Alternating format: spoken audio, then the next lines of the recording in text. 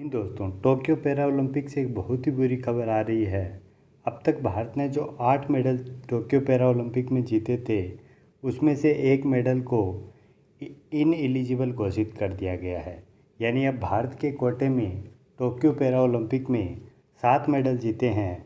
ये जो medal in eligible घोषित हुआ है, यह विनोद कुमार के मेडल को इन एलिजिबल घोषित किया गया है, जिन्होंने डिस्कस थ्रो में 19.91 मीटर का थ्रो फेंककर स्पोर्ट्स क्लास F52 में कांस्य पदक जीता था।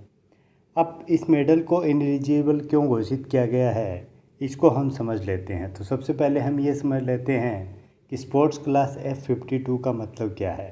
तो F का मतलब है फील्ड एथलीट के अंदर 52। तो 52 का मतलब होता है कि विकलांगता पैरा ओलंपिक, जैसा कि आपको पता है कि विकलांग खिलाड़ियों के लिए होता है, तो उसमें ऐसे खिलाड़ियों का चयन किया जाता है।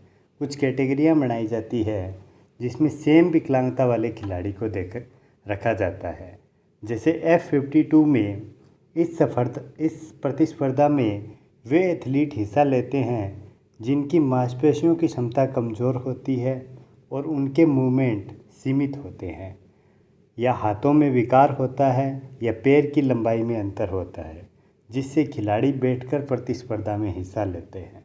तो हुआ क्या था कि विनोद कुमार के मेडल को इनके साथी खिलाड़ियों ने चैलेंज किया और उसके बाद पैरा ओलंपिक कमेटी ने यह डिसीज़न दिया कि इनके मेडल को हम एलिजिबल घोषित करते हैं।